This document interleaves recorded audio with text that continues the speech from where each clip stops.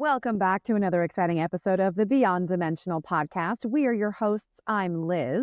I'm Lori. And we are back today with another wonderfully gifted guest. Her name is Melissa St. Hilaire.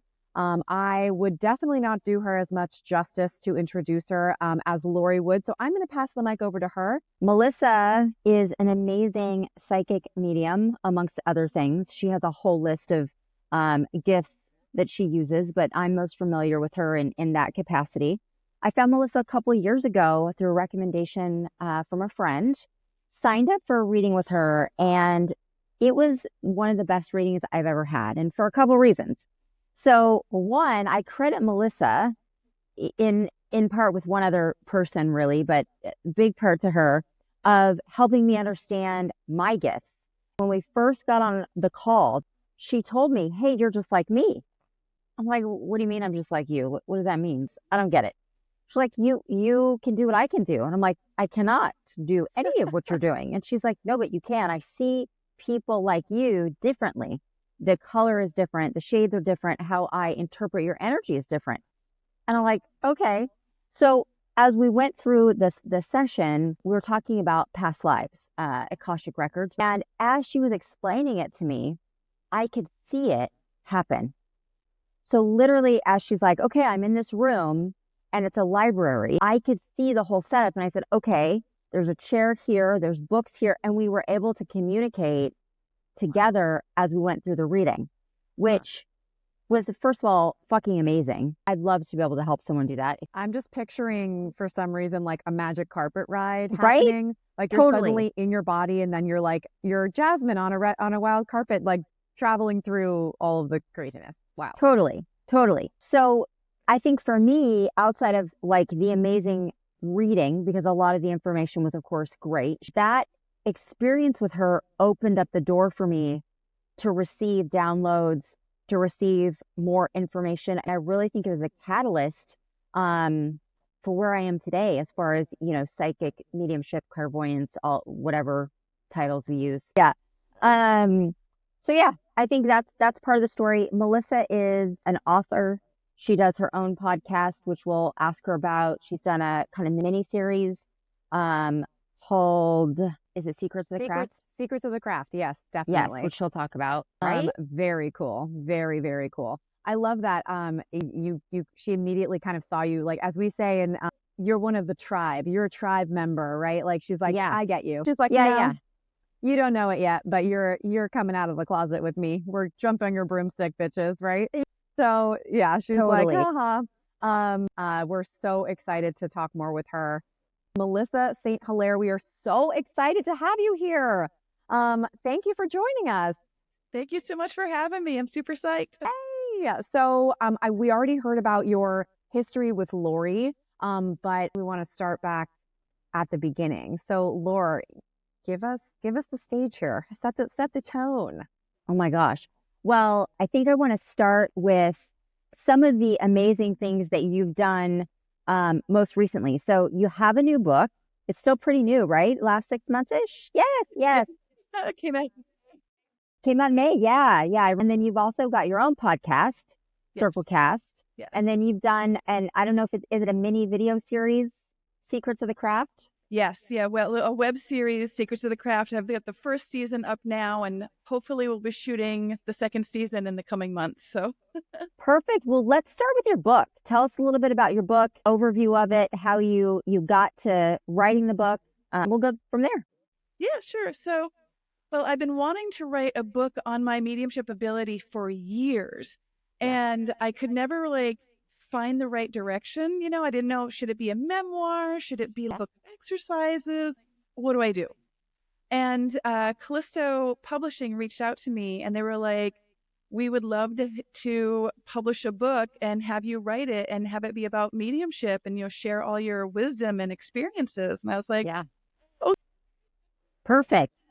And how I sort of became obsessed with it is, like, ever since I was little, I could see ghosts, I could experience them, but I didn't know for a long time if they were sort of like my, vivid, wild imagination, or if they were real. And it was, when I was younger, I could hear them, I could see them, I could feel them, but I didn't really realize you could interact with them. I didn't realize you could like talk to them. Yeah. And then several years ago, I want to say, I'm just going to say like a decade, maybe 14 years ago. I forget the exact date. I'm terrible with dates. Yeah.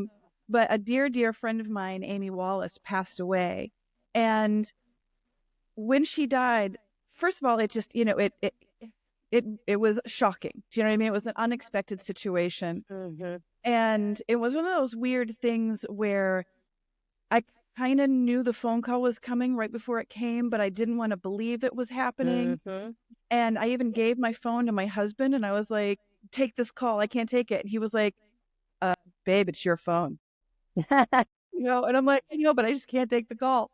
So he took it, thankfully, because I just, something inside said I couldn't handle it. So anyways, he takes the call, and then he comes and tells me, and he's like, Amy's gone. And my brain just couldn't comprehend what was happening. And I was like, gone where? What do you mean? Like, it's like I knew, but I didn't want to believe it. Mm-hmm. And then he's like, she died. Oh. I lost it. My knees gave out. I didn't know that was a real thing. I didn't know that could happen to people, but I literally dropped to the floor. Oh. I started hyperventilating. All I could say was no over and over again. And then all of a sudden, this weird thing happened where the air in the room changed. It became electrified, like right before a thunderstorm. And all of a sudden, I felt a hand on my shoulder. Now, my husband was in front of me. He was holding me like this, but there were no hands on my shoulder. I looked. But when that hand touched my shoulder, all of a sudden, this sensation came over me of just peace, like being in like a warm waterfall. You know what I mean? It just flowed over me. I was able to stop hyperventilating. I got my breath back. I stopped crying. I mean, I was still upset and in shock, but those immediate sensations just became relaxed. Mm-hmm. And then I felt a breath on my ear, and then I heard, clear as day, my friend's voice saying, "It's okay, Melissa. I'm not in pain anymore." And I got chills through my whole body. And I was like, what just happened? Like, this isn't just like, I grew up in Massachusetts. Like, you see like 1800s looking girl ghosts walking by all the time. They don't really talk to you. Do you know what I mean? It's like all the time. All the time. Just little Annie from the house next door walking by. Like, this was like my friend talking to me. And I was like, okay, so either my brain invented this whole thing to calm me down, or this actually happened. This was a spirit encounter, and we can talk to them and they can talk to us, and it's not just some random figment, Mm-hmm. And then a couple days later, I was doing yoga in my living room, and I had this was a while ago, so I had like the old dial speaker thing with the TV, and the sound is coming through the speaker. And she used to joke about yoga because she studied under Carlos Castaneda. She was one of his Nawal wives. I never know how to say the word. Okay. Yeah. And he was a friend of her father's, so that's how she knew him. They did this thing called Tenskriti. Again, I don't know how to pronounce this word, but it's kind of like yoga. So she would joke whenever I did yoga that I was doing Castaneda's Tenskriti workout thing. So I'm doing that in the living room, and all of a sudden, the dial on my old speaker just starts to turn on its own. These this doesn't happen. Do you know? Right. It's wild. And I freeze, and I'm like, I'm got goosebumps everywhere, and I'm like, Amy, is that you? And the dial turns back down again, and I was like, are you just like messing with me right now because I'm doing yoga? And it moves, and I was like, oh my gosh. Like, I can talk to you and you can move things. Now, mind you, I had been obsessed with ghosts my whole life. I watched the original Ghost Hunters with the two guys out of Rhode Island, was Jason and Grant. I was you know what I mean?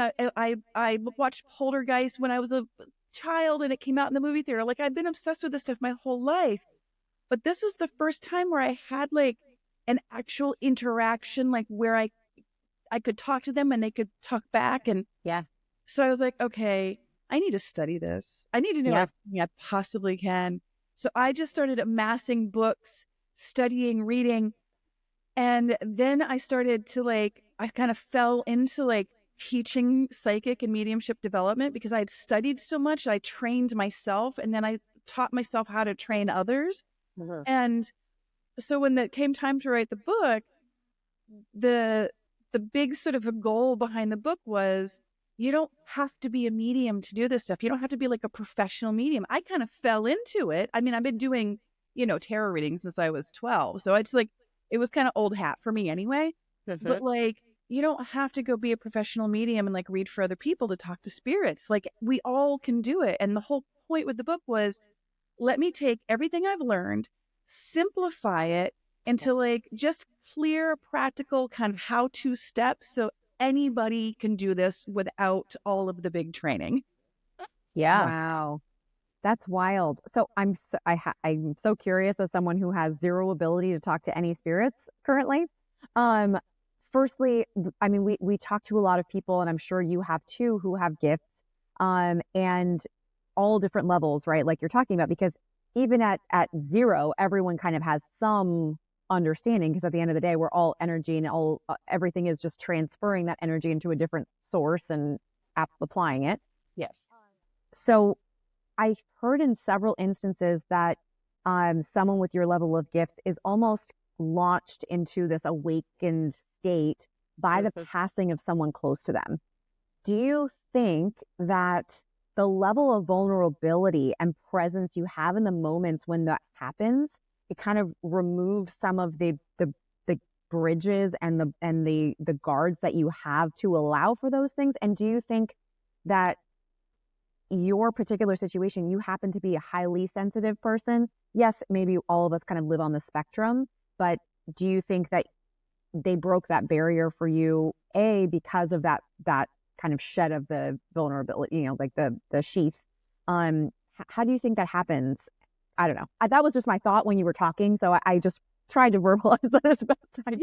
Yeah. No, well, I do think that she contributed to it, absolutely, because so to go back briefly to my childhood, so when I was 3 years old, I saw, so my grandfather died when I was 3, and I think that was my first catalyst, because when that happened, first of all, I didn't understand, I'm 3 years old. I didn't have any clue what death meant. You know what I mean? We had goldfish that died, but it meant nothing to me, I mean, I would be sad, but I didn't get it. And so at one point I walked in on my grandmother crying in her bedroom, and I was like, Grammy, why are you crying? And she was like, because your grandfather is gone. And I'm like, no, he's not. He's right over there. But in 3-year-old language, Mm-hmm. And I don't remember a lot of this, but this story was told to me later.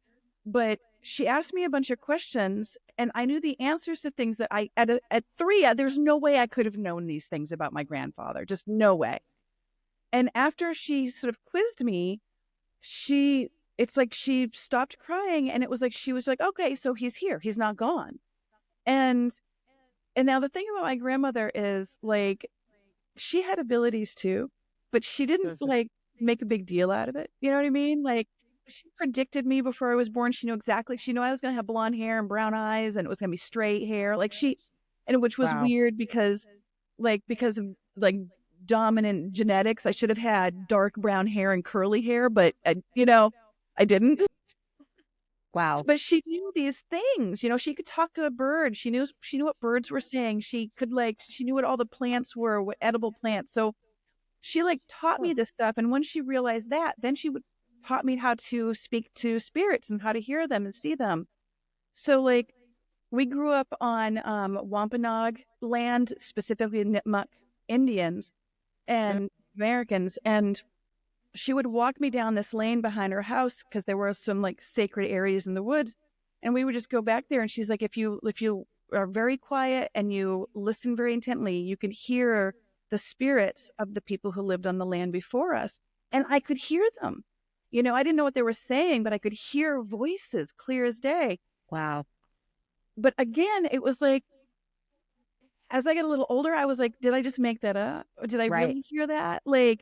And I didn't, and they were just sounds, like hearing birds chirp. It didn't dawn on me that I could talk back to them or understand them clearly. But she would also teach me things like, fairies are real and you can see them in the moss and they dance under the mushrooms after it rains and they live in the trees and they steal shiny things. And, I could see all this stuff as a kid.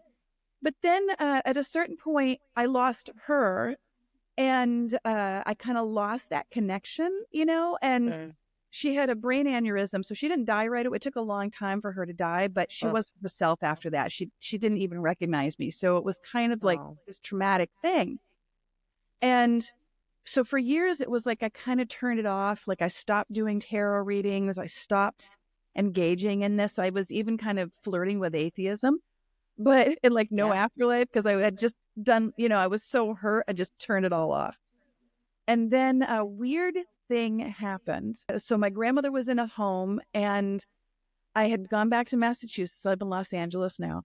I went back to Massachusetts and my mom and I were driving around and she was like, I think your grandma's nursing home is somewhere nearby. Do you want to swing this? She's like, it's been a while. Do you want to swing by for a visit? And I was always kind of afraid to see her because it hurt that she didn't remember me because of what happened to her brain. Yeah. But in this particular instance, I was like, yes, we have to go. We have to go right now. We get to a fork in the road and my mom is like, I'm not sure which way. She's like, I know it's either down there or down there, but I'm not sure which. And she's like, I think I'm just going to go left. And all of a sudden I go, no, go right. I've never been to this. She was a new home. She'd just been moved to. I've never been to this place. I had no idea what this part of Massachusetts was, totally foreign to me. And my mom's like, why right? And I'm like, I don't know. Something's just telling me we have to go right. We take a right. We drive right up to it. It's right there. We go inside. My mom's brother is there. And he's like, oh, they called you too? I'm so glad you're here. We got to get in there. And my mom's like, nobody called us. He's like, oh, of course they did. That's why you're here. And we tried to explain, like, this is random that we're here. Wow. But he just couldn't get it. So we're like, what's going on? And they come and they tell us she's begun to transition. She's going to pass soon. And we're like, that's weird. She called you. She called both of them. Yeah. And so we go in and my mom is like, I can't tell her to go. I can't do this. I can't do it. And I'm like, that's okay. I got it. I don't know why. I don't know why I felt like I had it. You know what I mean? Like, this is a huge weight. But I walked up to her and I held her hand and I just leaned in and I just said, it's okay to go. Go meet Grandpa. Go meet Arnold. He's waiting at the train station for you. And it wasn't shortly after that, she left. After that, I started seeing and hearing things everywhere. I mean, like to the point where I almost kind of like lost my mind a little bit because it was like too open. Do you know what I mean? And I that's partly like why I had to like start reading about some of the stuff, but I actually started reading about like neurological disorders. Like I went very scientific route first because I was like, what the heck is happening to me, Yep. And that path actually led me to my friend Amy, who then passed away. Amy, because she had studied under Carlos, she was, she knew all this stuff. She was like, you're not crazy. This is normal. She's like, I'm a psychic too. She wrote a book on being a psychic, how to be a psychic. Wow. So she kind of like made me feel normal. You know what I mean? Yeah. And so then when she passed, the shock, of course, was like, oh my gosh, like the one person who got me since my grandmother, like no one else has understood me. Everyone thought I was a freaking weirdo. And these two people understand me and they're both gone.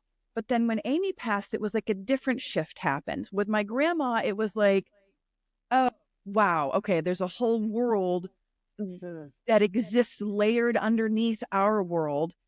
But when Amy passed, it was like, not only is there a whole world there, but you can interact with it. That's Wow. wild. Yeah. That's amazing. It was Do great. you think, Melissa, that anybody, if anybody, they read the book, they practice some of the exercises, for lack of a better word, like looking for certain things, certain signs, as people start really paying attention and practicing an awareness, do you think that is what can help someone who doesn't see anything today really start to transition into someone who sees what we see all the time. 100%, absolutely. Yeah. In fact, I've already had people who have read the book contact me privately and then also post reviews on Amazon saying that they hadn't been able to before reading the book, and since reading the book now they can, talk to their loved ones on the other side. Or they've had experiences but they didn't really understand them, and now they understand them and know what those experiences are, and they're starting to have more experiences. Yep. And it's like every time I see something like that or I hear from someone like that, I start bawling my eyes out because I'm like, this is why I wrote the book. Like, this is what I want you to be able to talk to your grandma or whomever, like that loved one or that pet, that bond is forever there, Yeah. Yeah. I have so many questions, but considering you mentioned that you started looking at science, you started looking at, oh my gosh, how do I explain this? That's someone studied and is in a book. And then, allowing someone in your life and actually probably inviting that person, somehow magnetizing yourself to people like your friend, who are also experiencing similar things. How do you explain, and how did she explain psychic abilities? Is there any sort of way that you can kind of logicalize it? To say like, okay, well, it is really a breakdown, especially since you're teaching it now, right? Like you have these steps. Is there a breakdown in, the dimensions, quote unquote, I say? Is there like a state to other levels of energy? And how do you like to explain that? Well, I break it all down just to say everything is energy, and there have been so many studies, scientific studies, that have shown that we have energy fields that reach far outside of us, and they can measure these. There's something called Kirlian photography, where they've taken a plant, like a tree, and they'll take a picture of it, and they can see sort of the energy flowing through the tree, through the branch, into the leaf. They can pluck the leaf off, take another photograph, and there's still energy creating that leaf. You can do the same thing with human beings, where like you can see our energy, and if we lose a part of our body, there's still an energetic flow in that area. So what they call the ghost limb, the phantom limb. I was just thinking that. Oh my God, I was just thinking that. We're psychic. Exactly. Telepathy.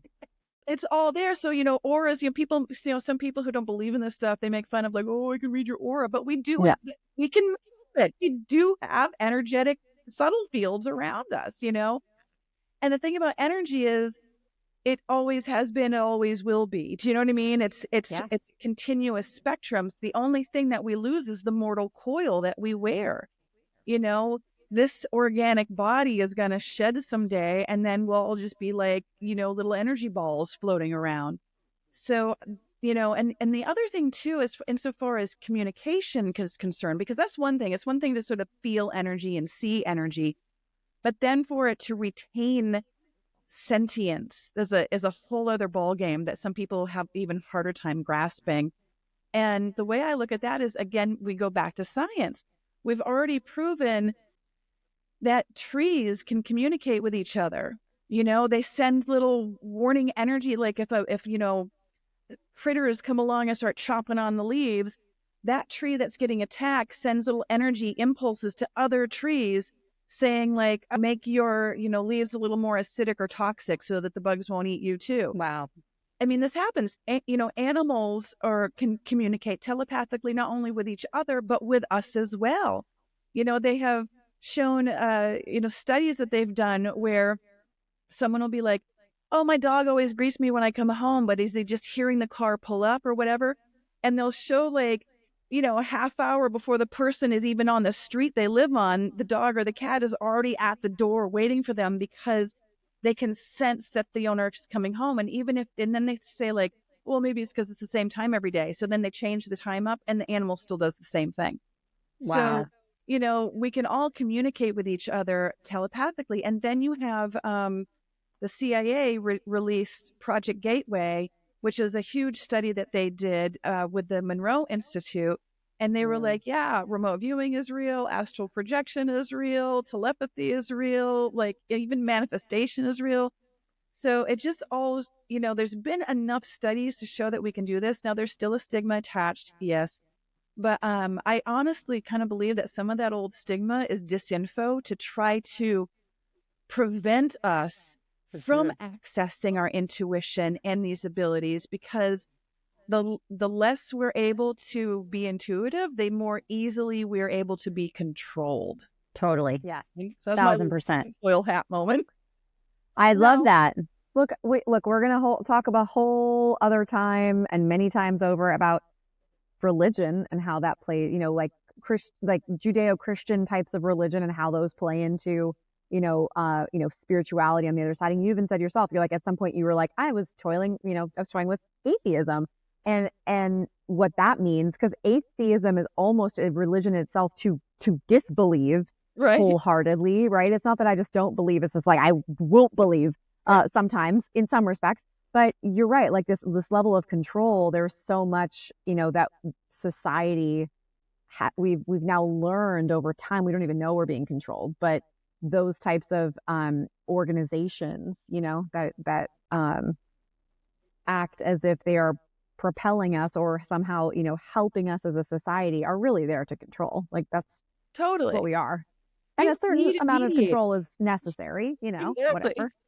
Well, and I'm going to say the unpopular, unconventional thought, which is they want to control because it's all about money for someone. It's always back to who profits, who benefits, right? So power, there's money. My political rant for the moment. But it's like they fuck with us because it's patriarchy, it's control, it's money, right? The same shit that half these religions are based on. Again, sorry, but that's how I feel. It's really, really evident in the history.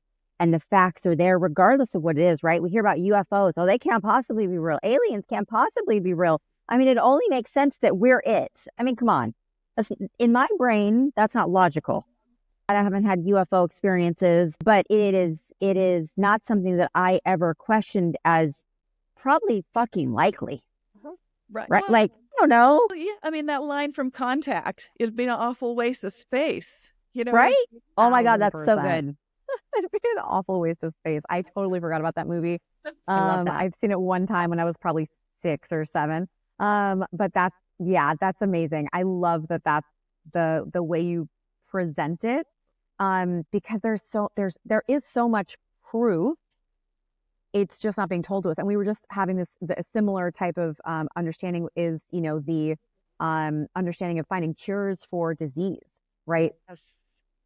Big pharma doesn't want to cure us. They know how. They just don't want to because it makes them more money. So why wouldn't the same be for this type of understanding of energy and transfer of energy and quantum physics and all of the layers that go into that? There's a reason we all came up with, I'm sorry, our imaginations are great, but no story will ever be as good as real life shit people have experienced. And it all comes from somewhere. So even comic books, my husband likes to say, no, I love comic books because I just wish they were real. And I'm like, they probably fucking are. Like, we just haven't been able to get the technology backing to prove it. But people put the reasoning together. Yep. The Jetsons, that's a thing. Okay. Now, speaking of like healing and stuff like that, I do have a weird story about that. Yeah, tell us. So when I was a teenager, I developed this weird lump right here in my wrist to the point where I could barely, if I moved, it hurt really bad. I could barely write. It just became bigger and bigger, and it was really problematic. So finally I was like, you need to go see a doctor. So my dad brings me to this doctor, and they're like, you have a cyst in there. And he's like, if it doesn't go away on its own, we're going to have to operate. And I had this fear. I hate being put under. Like, I don't like hospitals and surgery and all that stuff. And I was like, well, if it goes away on its own, we don't have to operate. And he was like, exactly. He's like, I highly doubt it's going to go away on its own, but once you come back in a week, if it's still there, we will just, get you prepped for surgery. So I was like, I do not want to do this. I don't want to. So every day, every morning, right after I woke up, and every night before I went to bed, I would lie there and I would stare at it and I would will it to go away. I was like, you're just a cyst. You're just a little sack of fluid. My body can absorb this and you can disappear and it won't be a problem. And I would do this every day. So by the time I went back to the doctor, and maybe it was 2 weeks, not 1 week, but when I went back to the doctor, it was totally, like almost totally gone. There was just a small little, like almost like deflated balloon kind of aspect to it. Mm-hmm. And the doctor was like, oh my God, I can't believe that went away. He's like, what did you do? And I was like, I just told it to go away. I just willed it. He was like, his mind was so totally blown. He was like, Yeah. I can't believe that worked. But yeah, you're fine. You don't need surgery anymore. And like, it took me a long time to sort of understand what I had done. Like, I get it now. Like, now people would call it Reiki or energy healing or what have you. But I totally believe to a certain degree that we can heal ourselves. Now, sometimes we do need medicine. You know what I mean? Like, if you're really sick and you need antibiotics, I'm going to take the antibiotics. I'm not going to try to heal myself with that because, you know, at that point you're already compromised. So trying to heal yourself is too hard. Yep. But I do think we have there's a wiggle room there. I do think we have some abilities. And I do think that certain institutions try to shut that down to keep us sick and desperate and paying for stuff. Absolutely. That just reminded me of a teacher that I had in college. We were required to take Tai Chi in my freshman year. I went to acting school, so it was a little woo-woo, but we were required to take Tai Chi. Interestingly enough, our Tai Chi teacher was married to our ballet teacher. So it was very different schools of thought, where we were just very confused by how their dynamic was. We'd make a lot of fun of it in funny sexual ways, but I digress. But he told us a story that he had something wrong in the back of his neck. I think it was, one of his T5 or whatever it is. I don't know all the ligaments and things in your spine, but something was going on where they needed to perform surgery on him. He opted not to have any pain medications. He's like, I don't want to be numbed. If something goes wrong, I want to know so that I can feel it. So he did full hypnosis meditation on himself so that he could be aware and awake during this very intensive surgery. And he just breathed through the entire procedure. And at one point he felt something and he said, wait, something's wrong. He stopped them in the middle of the surgery and they were like, wait, what? And he was like, something's wrong. I can feel something's off. And they went through and they figured out they were touching the wrong thing or they were moving around, doing something totally off. And he actually was so present in the energy of his body. I shit you not. This is the most remarkable story. And I didn't remember it until this moment when you're talking about it, but it's the human mind, the human body, they're so connected, and the spirit and the energy sense, you're right. There's a lot of things we can do without the help of kind of a Western medical point of view. Okay, so this is totally off topic, but that's me. We're just going to have to do it. I mean, it's on topic, but off topic. So what are your thoughts on the ability to heal other people? Because there's a school of thought, which I believe in, and it goes to what you're saying. It's like we can heal ourselves to an extent. I believe that's true. And I have experiences in my life where I can definitely say, I did that for myself, right? But there's also this school of thought of we can heal others or help heal others. And within that, there's either provide the space for other people to heal themselves, right? So we've talked to someone who talked about hypnosis and how, that puts somebody in a meditative state and allows this kind of openness to heal with guidance, right? So they're not fixing it or healing the person, they're providing the space. There's also experiences that I have had where, and I guess I'm trying to reconcile this in my own brain, where I'm like, I can heal that person, or I can take away their ailment. So for example, and Liz, you've heard the story, you've been around, but I have a friend. Yeah, I had a friend, we're on a bus going to an event, and this was two summers ago, and she gets really bad car sickness and she has stomach issues. So I was like, okay, this is one of the first times I've ever done this, and I don't know where it came from. I'm like, I'm going to fix this. So I had her lay down, and I was imagining wrapping her in a golden light. And I was imagining taking that away from her, right? And literally it put her to sleep, but I started vomiting. So I literally took it from her, and that's a different thing. I had to figure out how not to do that because that's not the goal. My goal is never to throw up, by the Wait, way. like ever. Never. You know, I don't need someone stabbing, pain in my body or vomiting. That was not the intention. But do you believe like that stuff, people can do that? Or is that just something else that, I've made up in my brain? Yeah, no, I totally do believe it. In fact, when I first approached Griffin at the Green Man store where I do my readings out of, when Yeah. I first approached him and I was like, I want to, start offering Reiki healing sessions. And he was kind of like, he's like, I don't know, Melissa, because you're so sensitive. I'm afraid you're going to like accidentally take on people's illnesses into your own body. And Yes. you have to be so careful when you're doing energy healings that you don't do that, because that's something we can sort of tip into. And I was like, oh, that's a thing. Oops. So I was like, okay, hold on. Let me do some more training first. So I trained for years before I finally decided to offer that as a service, because I didn't want to accidentally do that. And I know myself well enough to know that I will take stuff on. I've done it with my animals. I had a cat who recently passed, who was sort of like my little favorite familiar, and he lived like 2 extra years longer than he should have. And I was very ill during that time. And right before he passed, I got COVID, that knocked me down. And then right after he passed, I ended up in the hospital with horrible kidney stones. Yep. And I know that was him. Do you know what I mean? Like, I know that was me trying to like take all of his pain away from him, and I put it in my own body, and I kept him alive as long as I could, but I couldn't hold that anymore. My body couldn't handle it. And I didn't really do it consciously. I just did it, Yeah. But I feel like what it ultimately should be like is not so much that we heal other people. You're kind of holding space to sort of allow the other person to heal themselves. But then I wonder, like, are we even really healing ourselves, or are we just channeling some sort of divine life force? Yeah. That's what heals ourselves, and that's what heals other people. So if I'm healing myself, if I'm doing this, like when I was healing my wrist, I was calling, without realizing, I was calling on higher powers, calling on angels, calling on whatever, language I had to call those beings in to sort of help me, because it was kind of like, help me heal this, And I think when we're healing other people, it's a similar sort of thing. We're sort of calling it in to heal other people, at least when we're doing it healthily. But Yeah.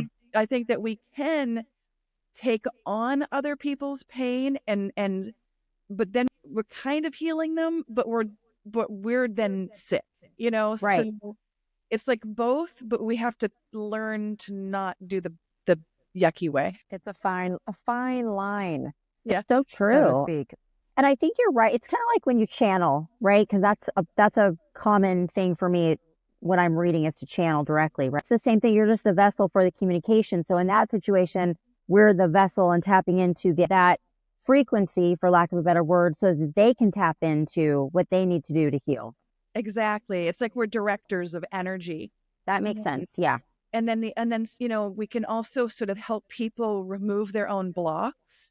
Some people just are shut down. They had maybe a scary traumatic experience as a child, and we can remove that block.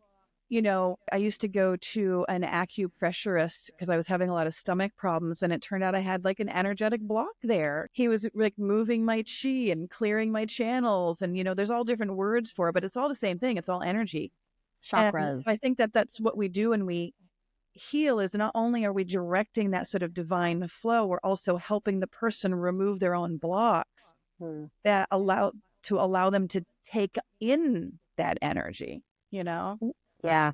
Yeah. This is amazing. I think this is a really great place for us to pause, because this is such a great kind of full circle understanding of what the power of our own energetic intuition and learning how to utilize that for ourselves really emphasizes the importance of your book. I want to take a moment to say thank you so much for talking us through that. Anyone who's listening, please go check out this book. It is for literally everyone. So 30 Real Signs from the Afterlife. Melissa St. Hilaire, you are so cool.